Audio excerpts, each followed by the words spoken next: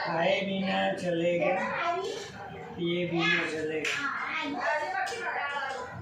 कुछ भी खाओगे पिओगे तो चलेगा, लेकिन हवा के बिना नहीं चलेगा। तो हमें हवा को जीतना है, तो हम सब चीज़ों जीत सकते हैं और हमारी टीकार ज्ञानी भी बन सकते हैं।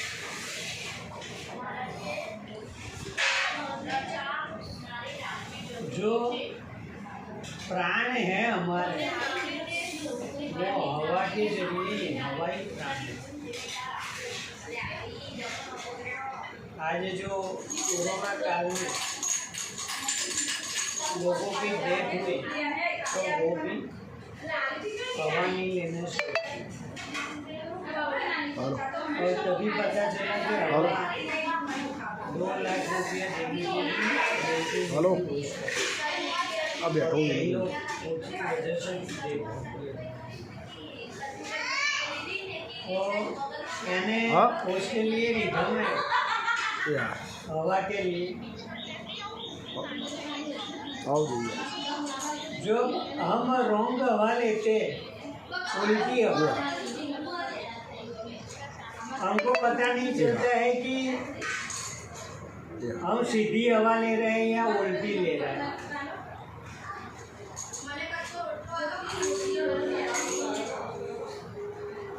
कभी कभी उल्टी हवा ये होती है कि शरीर के अंदर जब हवा लेते हैं तो शरीर संकोचा जाता है, और हवा निकालते हैं तो हवा शरीर खुल जाता है।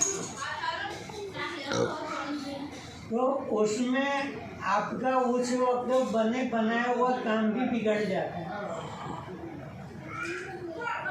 आपको हवा लेने के लिए सबसे पहले पोपटे को देखना पड़ेगा। पोपटे के अंदर जब हवा जाती है तो पोपटा खुलता है, और हवा निकल जाती है तो पोपटा संकोचा जाता है। तो यही हमारे शरीर के अंदर जब हवा आए बॉडी के अंदर, तो बॉडी होनी चाहिए, और वो भी पेट के बिना।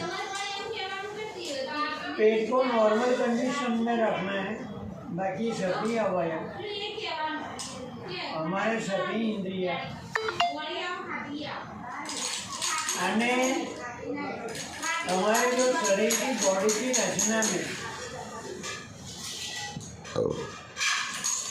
जो भी वेन आर्टरीज है हमारी, तो हर वेन आर्टरीज में, हर धमनियों में हवा जानी जरूरी है।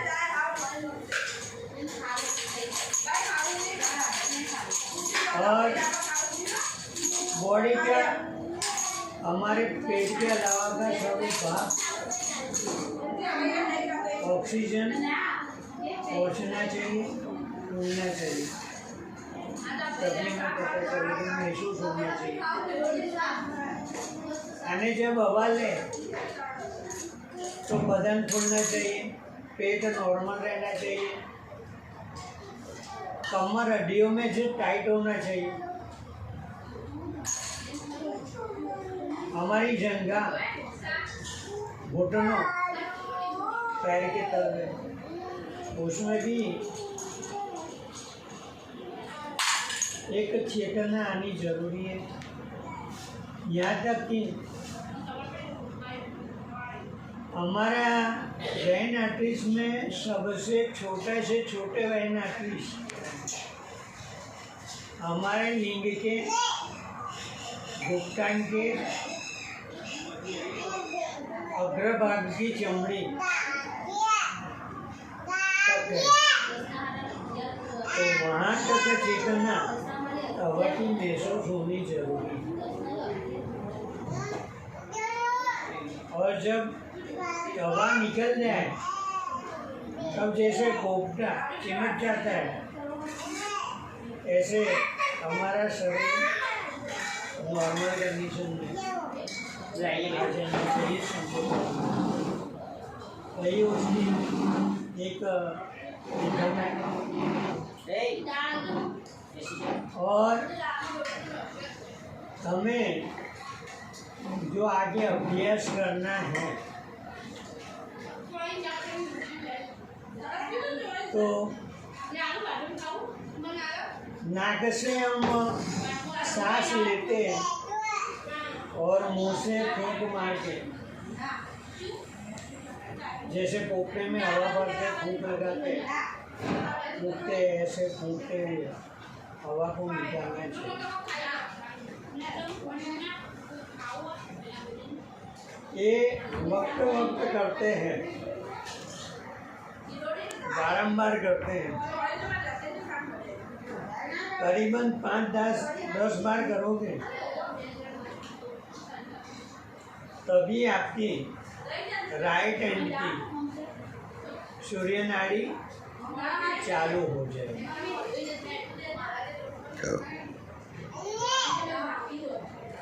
जो आपका राइट नोज है वो चलेगा। उसी से विपरीत आप मुंह से सांस लेते और नोज से निकालते हैं तो उसी में लेफ्ट स्वर चलेगा, जिसको चंद्र नाड़ी बोला जाता है।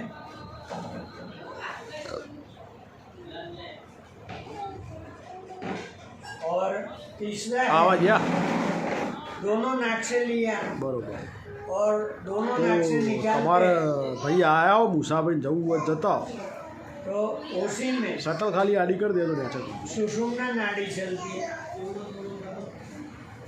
दोनों नाक चलेगा, नोज चलेगा।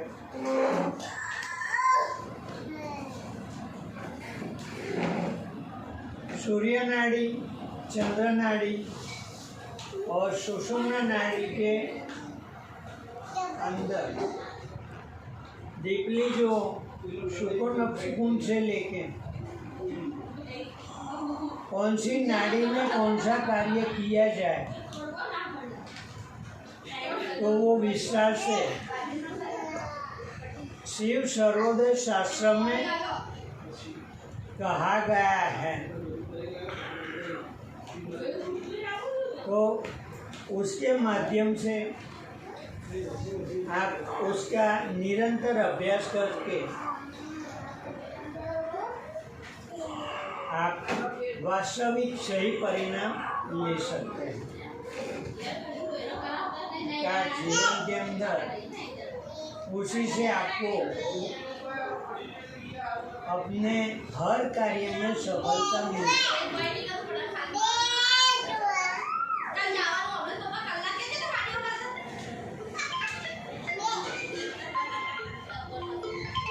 हम उसके लिए आपको यही कहेंगे। हाँ भाई बोलो बोलो एकदम। ये जब आप હું એક મહેમાન ગતિ ઘેર આવેલો છું सांस लेते हैं આવું થઈ ગયું હું દુકાને છે तब आपको मन के अंदर शिव चलना चाहिए और जब सांस निकालते हैं तब सोहम चलना चाहिए, यानी कि शिवोहम, मैं शिव रूप हूँ।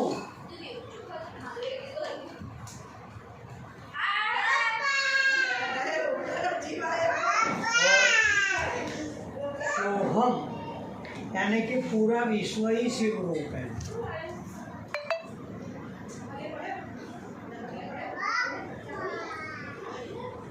और उसमें आपको ये तीनों सूर्य नाड़ी, चंद्र नाड़ी और सुषुम्ना नाड़ी की एक एक माला शिव सोहम के जप के साथ में करनी चाहिए। उसका ब्रह्म मुहूर्त में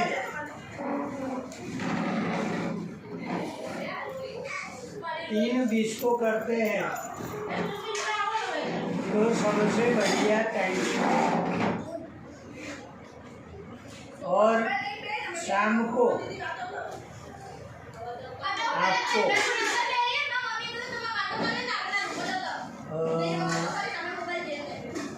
आपका जो समय अनुसार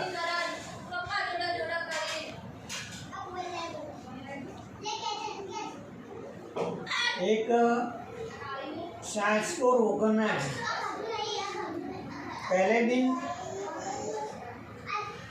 1 मिनट तक सांस को रोकिए,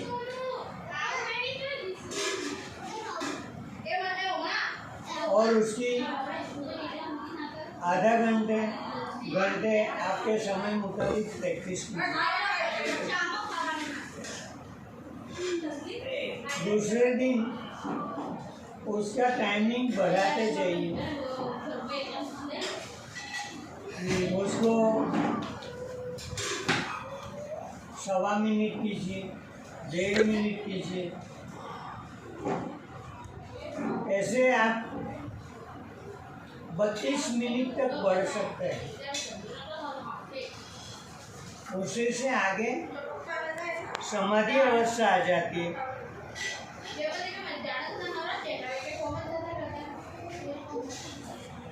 ये करने से आपका जो वीर्य की गति उद्भव होती है, यानी जब आप संभोग आदि कर्म करते हैं तो वीर्य का स्खलन हो जाता है। लेकिन ये प्राणायाम ईंडा पिंगला सुषुम्ना का अभ्यास करते हैं तो आपका वीर्य निकलता नहीं, स्खलन नहीं होता है, लेकिन वो ऊर्ध्वगति प्राप्त करके उसमें से तेज निकल के वो तेज हमारी प्रकृति में आता है और हमारा हर कार्य परिपूर्ण करता है। यानी उसी से जो शक्ति सामंत हम बन सकते हैं। हम उसके जरिए टीकादर्शी भी हो सकते हैं। उतना ज्ञान मिल जाता है।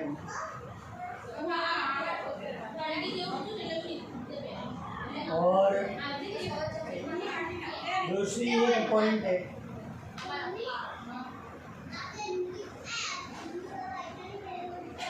ये अभ्यास करते हैं आपको साथ में अपनी आंखें खुली रखनी है। कोई भी पॉइंट यानी नाक के अग्रभाग, दीपक की ज्योत, भगवान देवी देवता की आंखों में आंखों करोगे। स्मशान में चिता के ऊपर या फिर पारद का जो शिवलिंग होते हैं उसके ऊपर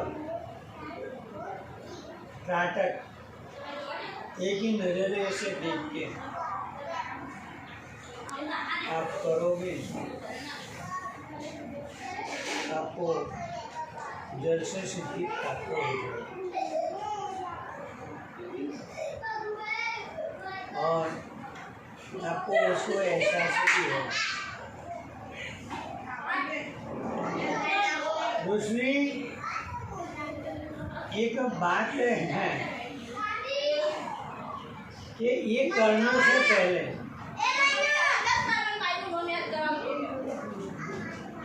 हमें सबसे पहले 3 दफे आचमन करना चाहिए।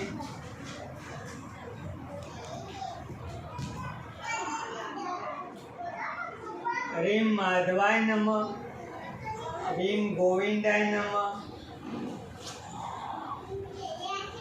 ह्रीं नारायणाय नमः। 3 दफे आचमन करके ह्रीं ऋषिकेशाय नमः कह के हस्त प्रक्षालन कर देना चाहिए, हाथ धो देना चाहिए। और उसके बाद में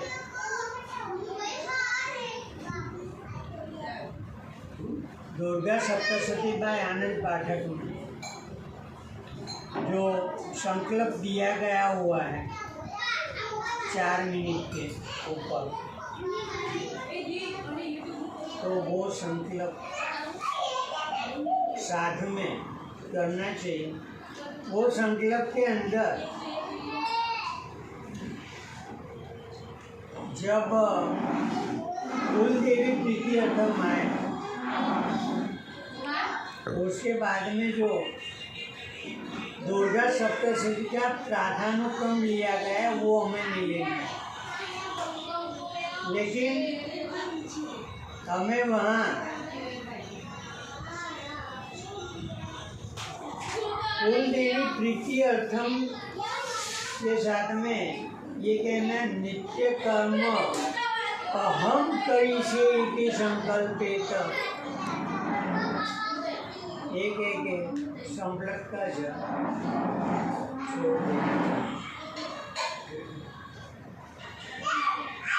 और उसके साथ में ये उसके ईंटा पेंटा और शोषण वाला एक माला नित्य करनी चाहिए, जिसे आप ध्यान धारणा और समाधि में आप आगे निकल के एकादशी हो सकते हैं। जय गिरनार, जय